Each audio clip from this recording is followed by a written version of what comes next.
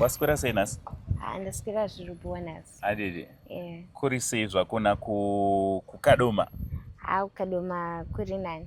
Adidi. Yeah. Alright, chimbotiudza. Wafamba sei? Aiwa ndafamba bus. Wauya nani?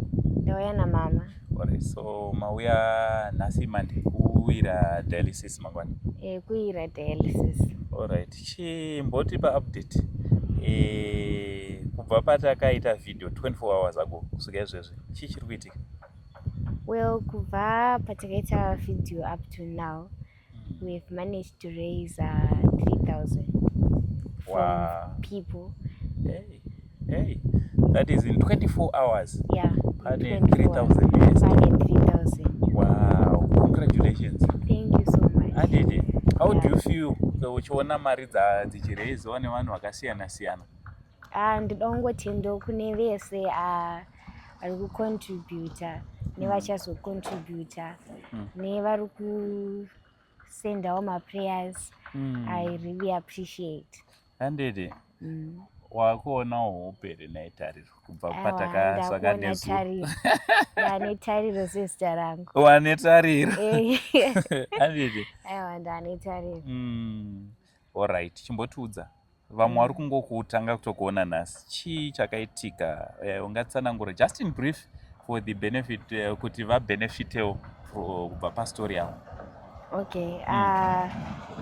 Ndakatanga kuita dialysis ndine 18 years. Alright, ungatsanangura mbichana kuti chii chakaitika kuti uzoziva kuti pakudiwa dialysis? Ndandiri kuchikoro. Ndiri form 1.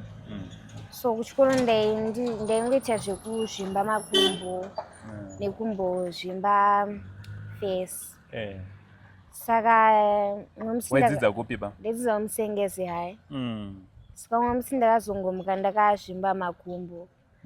And then mama wabva yozonditora kuchikoro. Then tikabva tendo kwadoctor Kadoma. Alright. From there we went to Kwekwe, and then from Kwekwe we went to Gweru.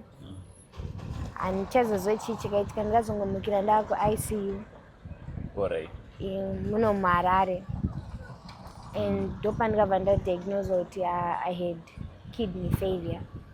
Alright, paukaudzwa news dzekuti I understand kuti pane 5 years and you are still young, but paukaudzwa news dzekuti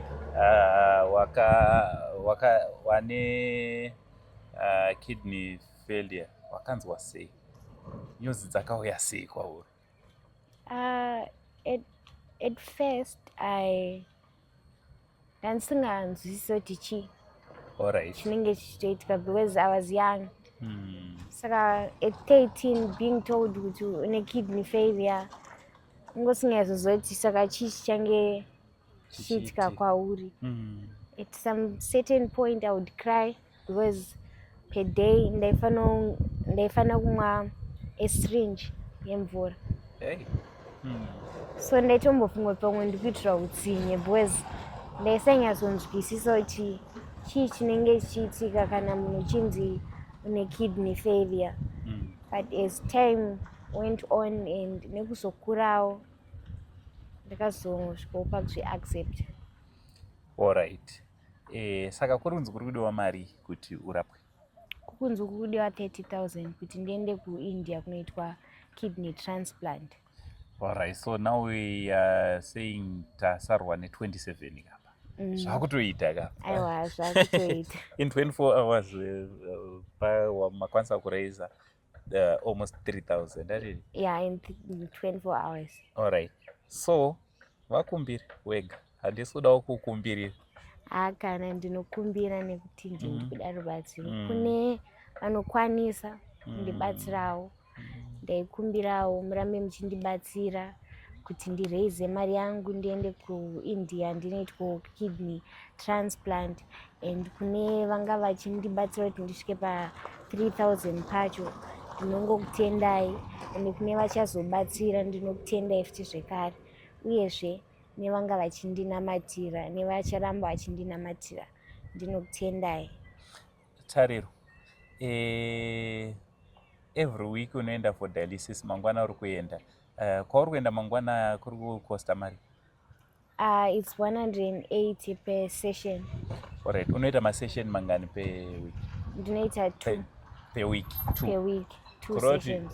Kuroti you are using close to 1,000 per month. Yeah. Dialysis For for the the past 5 years. For the past 5 years. Hey. Yeah. So kune vanokwanisa kubatsira Tari padialysis futi ndakutokumbira kuti ngatibatsiranei nemwanasikana wedu, and she's only 18 years.